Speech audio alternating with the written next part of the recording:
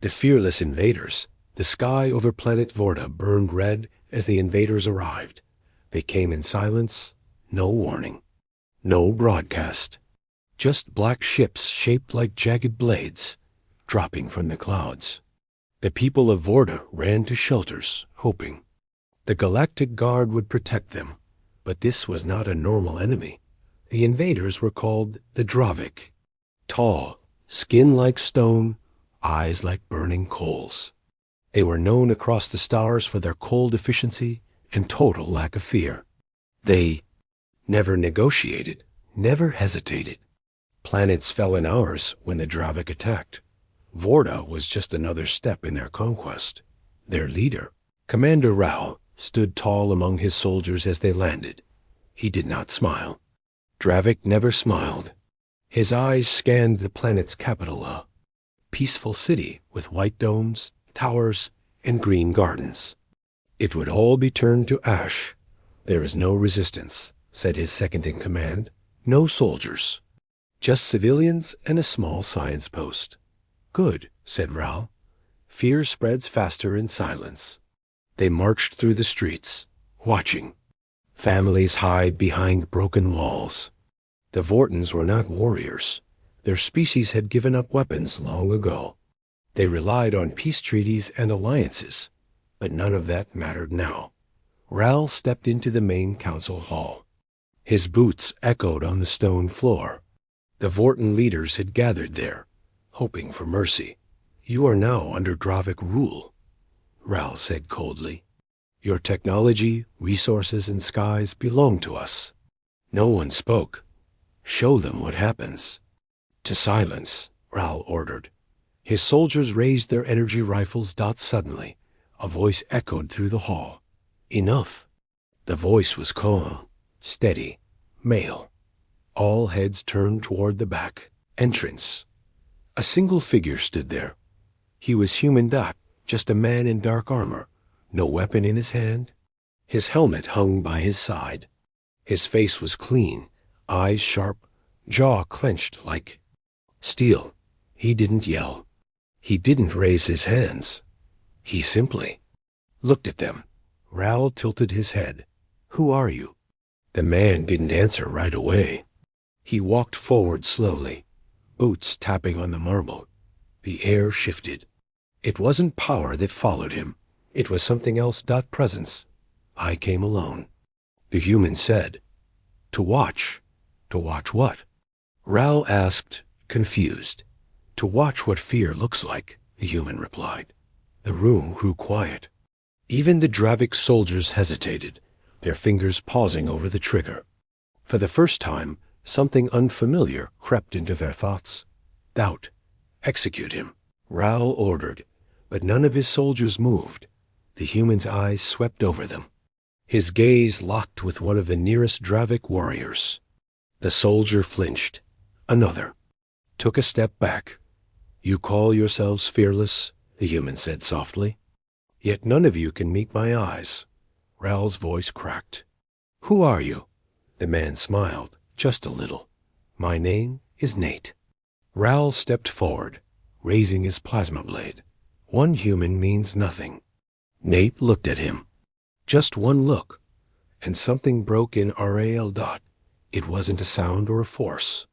It wasn't a weapon. It was the terrifying, quiet truth that the Dravik had never faced something like this before. Being who wasn't afraid of them. Ral's breath caught in his throat. He gripped his blade tighter, but his hand trembled. Around him, his soldiers were frozen. Their hearts raced. Sweat appeared on their rocky skin. They felt something ancient, something their kind had long forgotten. Fear. Nate took another step forward. No fear in your hearts? He said. He looked. Ral straight in the eyes. Let's test that. A human's gaze. Ral had seen war across a dozen systems. He had crushed rebellions, burned colonies, and walked through fire without blinking. But this was different. This ... human. Just stood there, no weapon, no backup, no armor activated, and yet the Dravik commander couldn't lift his blade. It wasn't magic. It was will. Pure. unshakable while wrapped in human skin. Ral's second in command, Droth, tried to step forward, but the moment Nate's gaze turned to him, his breath caught. His mind filled with images that were not real, but they felt real.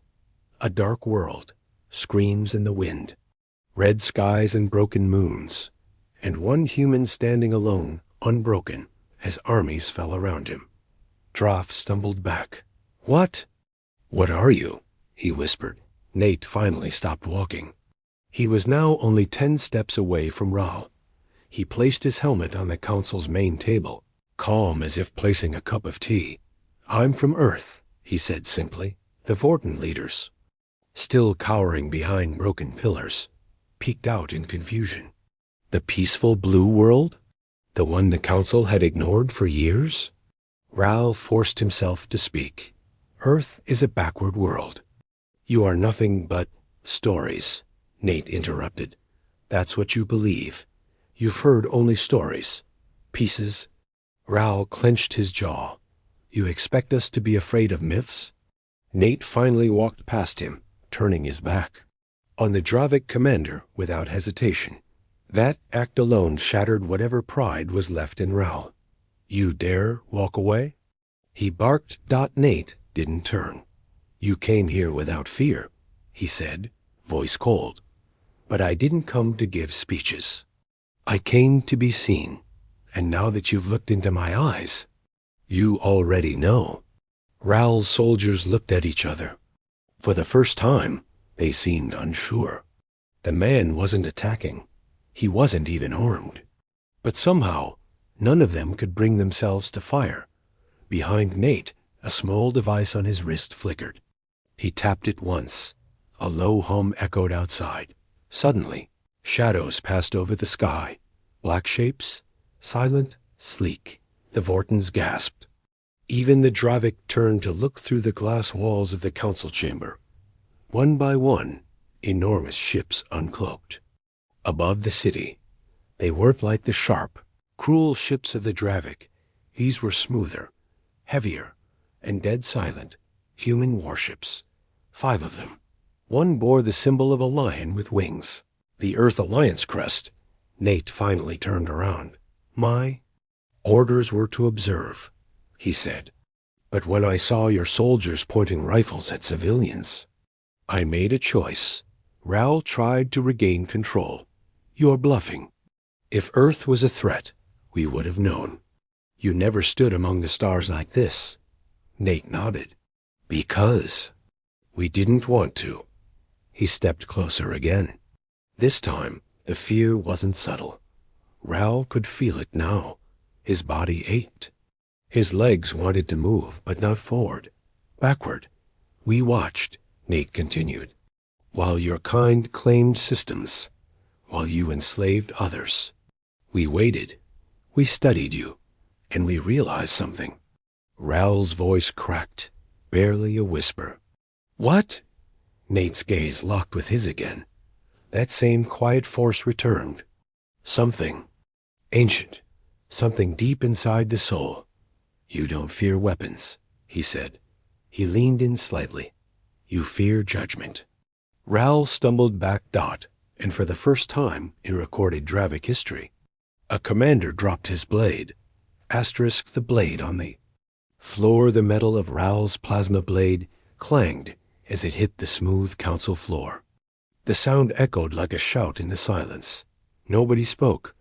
Not the Vortans, not the Dravic soldiers. And not Nate. He just stood there calm, unarmed, and unshaken. Ral stared at his own hands. His fingers still tingled from the fear. His knees were slightly bent, like they wanted to run. He was the one who brought terror across galaxies. So why now was he the one shaking? "Pick it up," Droth whispered. "Commander, please."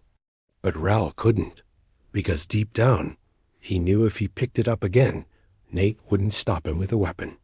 Nate would stop him with truth. And Ral wasn't ready to face that. Outside, the massive Earth warships hovered, silent but firm. In the sky, no shots fired, no threats. just watching like their lone soldier on the ground. Nate turned slightly, his voice calm. This is your only warning. Ral clenched his jaw. You dare threaten me in front of my army? I didn't threaten, Nate replied. I told you what comes next. Ral looked around at his men. These were Dravic warriors, trained from birth, fearless in battle. But none met his eyes. Some looked at the floor. Others watched Nate, not with anger but caution, even fear. All came here proud, Nate said, voice calm but cutting. You crushed a peaceful world to prove your power. But you forgot something. He looked at each of the Dravic soldiers now. You forgot that real fear doesn't come from what you expect. It comes from what you never saw coming. The warships above adjusted their position, casting longer shadows across the capital. The city, half ruined already, now sat frozen in time. Even the wind seemed to hold its breath. Ral growled and took a step forward. He didn't pick up his blade, but he raised his voice. You think one man can break an empire? Nate raised an eyebrow.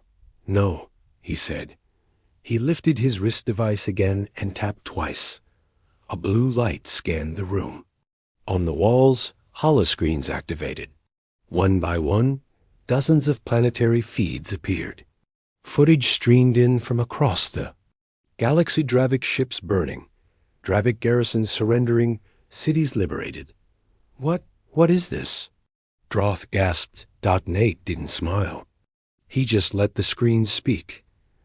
While you came here to take Vorta, Nate said, Earth's real army hit your home sectors. We've been planning this for years. Ral's eyes went wide. You lied. You said you came alone. I did, Nate said, but I never said I was the first.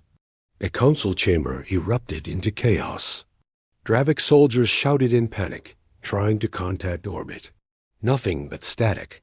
The Vorten leader, old and tired, stepped from behind the rubble. Who are you people? He asked. Nate turned his head gently. We're humans, he said, and we don't start fights, but we always finish them. Ral fell back into a chair, breathing hard, defeated, not by fire, not by blade, not by fear, the same fear the Dravic had. Given to hundreds of worlds. Now, it had returned to them. In the form of a single human, standing tall in silence. Earth's quiet Rathral sat frozen in his chair, watching the feeds on the holoscreens. It didn't feel real. The images showed Dravic war bases exploding, flagships falling, outposts surrendered without a shot. How had Earth, the so-called quiet world, done this? He looked up at Nate again. The human still stood there, unmoved, like a statue of calm judgment. His gaze was steady, as if he'd seen this all before. You planned this, Ral muttered. For how long? Since the moment your kind enslaved the colony on Tyros, Nate replied. That was your mistake. You hurt people we swore to protect. You made the galaxy think we were weak, so we waited, and watched, and prepared. Ral's voice cracked. We never saw your fleets. That's because we never wanted to be seen. Nate stepped forward slowly. His boots echoed like thunder in the silence. We were never asleep, he said. We were learning. Every war you started, every world you took, every lie you told. And when we finally stood, we didn't roar. He stopped just a step away from Ral. We whispered. Ral looked up. And again, their eyes locked. It wasn't just a stare. It was a message, and it broke something deep inside him. The once proud commander looked away. Droth stepped forward, still holding his rifle. We still have forces. We still have all eyes. You won't win. Nate didn't even look at him. You already lost. The galaxy's watching. And they're not afraid of you anymore.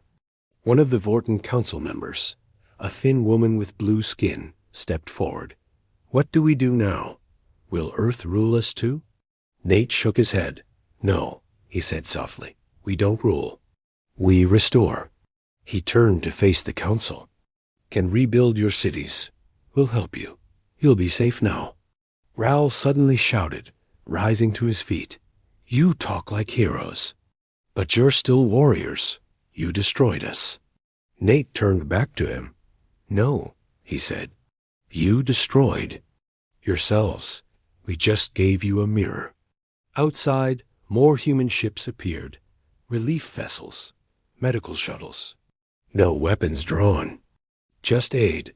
The Vorten people stepped from their hiding places, eyes wide with cautious hope. Children peeked from doorways. Families whispered in awe. Humans had come, not as conquerors, but as defenders. Ral stood in silence as his own soldiers laid down their rifles, one by one, not by order, by choice. Fear still lingered, but it was no longer fear of pain. It was the fear of facing a truth. They had denied for too long that they were no longer feared. But Judge Nate walked to the exit. As he reached the large broken archway, he turned back one last time. You thought fear made you powerful, he said. But real power is knowing when to stop. And then he stepped into the light, disappearing into the dawn, leaving silence in his wake. Not the silence of defeat, but of realization. Asterisk. After the gaze, the city of Vorda was quiet, not because it had fallen, but because it had changed. Dravik. Soldiers, once the nightmare of 100 worlds, now stood still in the city square. They had dropped their weapons. Some sat on the edges of broken fountains. Others simply stared at the skies where Earth's ships drifted calmly above. For the first time in Dravik history, no one gave orders. They didn't need to. The weight of what had happened was still sinking in. Nate walked through the ruined streets with a small Vorten girl holding his hand. Her clothes were torn, her skin bruised, but her eyes had that quiet shine hope. You're not like them, she whispered. Like who? Nate asked gently. The ones who came before. He smiled slightly. We try not to be. They passed. By Vorten citizens repairing homes, clearing rubble, helping injured neighbors. Human medics had arrived. Engineers, relief workers. No soldiers marched. No flags were raised. Earth hadn't come to claim land. They had come to end fear. Droth stood nearby, watching. The Dravik warrior looked unsure, like a war beast without a chain. He stepped forward. You didn't kill us, he said quietly. No, Nate answered. Why? Nate stopped walking. You are broken already, he said. Killing you would have changed nothing. But letting you live remembering what happened might change everything. Droth looked away, ashamed. Our kind doesn't do shame. He said, maybe it's time you learn. At the council chamber, Ral remained seated, alone, quiet. His blade still lay on the ground beside him, unused, forgotten. Vorten elder approached and sat across from him. Why did you come here? The elder asked. What did you hope to find? Ral didn't speak for a long time. Then, finally, he whispered, obedience, fear, silence. And what did you find instead? Ral looked at the spot where Nate had stood. A mirror. Outside. Nate returned to his landing craft. The little girl let go of his hand. Will you come back? She asked. Maybe, he said. But I hope I won't need to. She tilted her head. Aren't you afraid of anything? Nate looked at the rising sun. I used to be, he said softly. Now I just do what must be done. As the craft lifted into the sky, people watched in silence. Not because of fear, but because they felt safe. That was the true power of his gaze.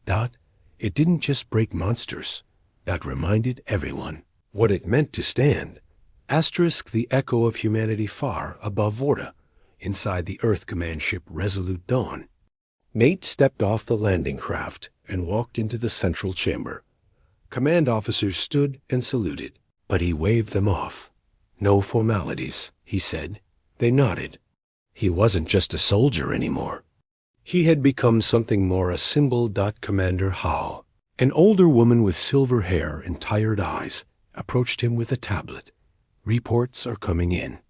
Multiple Dravik sectors are falling. Their armies are laying down weapons. Nate raised an eyebrow. That fast? They saw what happened on Vorda, she said. And ... What you did. He said nothing, because he didn't need to. Sometimes, words were less powerful than presence. You broke them, she added. Not with weapons, but with who you are. I just looked at them, Nate replied. And they saw what they couldn't understand. Halle tapped her screen. Earth has voted. No occupation. No resource claim. Just support and rebuilding efforts. Nate nodded. Good. He walked to the viewing platform, where the full curve of Vorda's surface stretched out beyond the glass. Smoke still rose from parts of the city, but even from here, he could see. Lights flickering back on life returning. Do you think they'll come back? Halle asked. The Dravik? Nate shrugged. Not the same way. They could regroup. Start again somewhere else.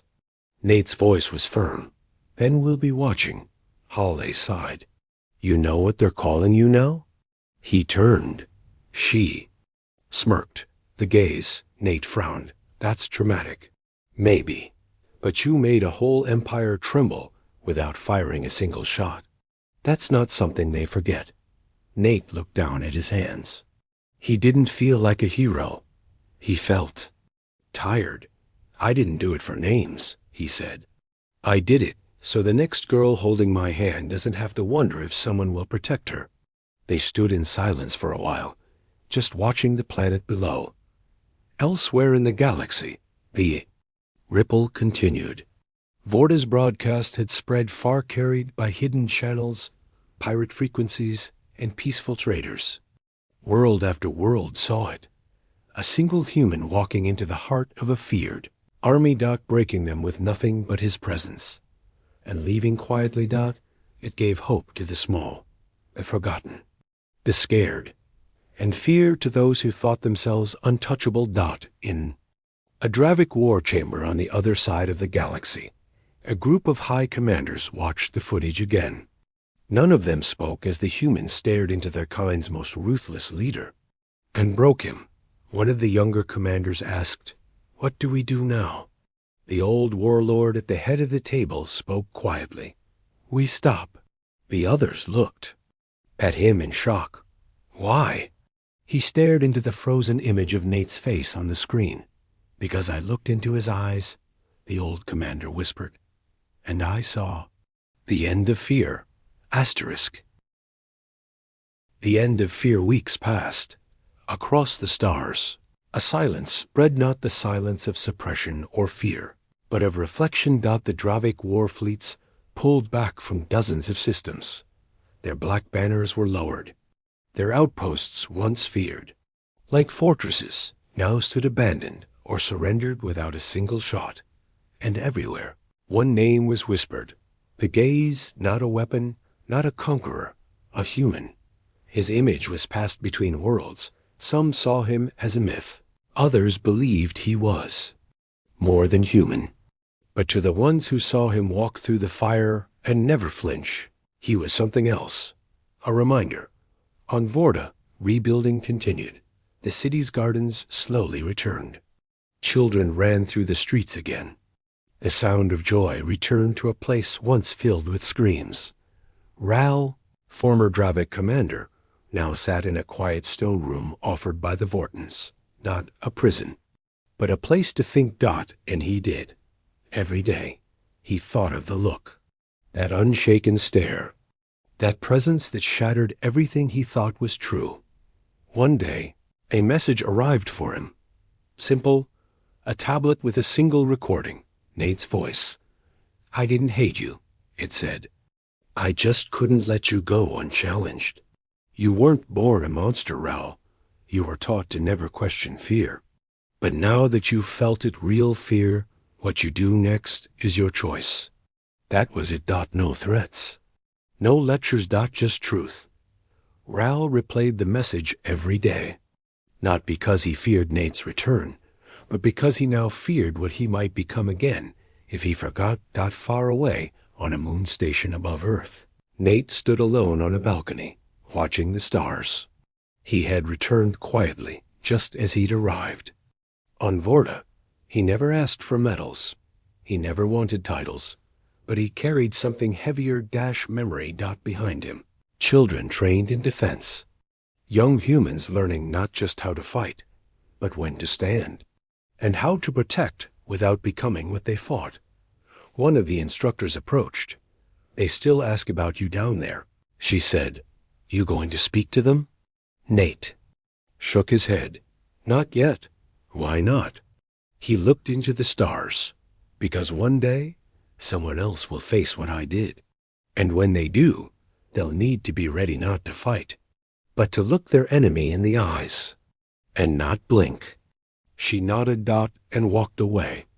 Nate remained still, because across the galaxy, people still feared firepower, warships, and domination. But those who saw what happened on Vorta learned to fear something else. Something deeper, something stronger. A human who carried no weapon, only truth. And when he looked into their eyes, he didn't bring fear. He revealed it.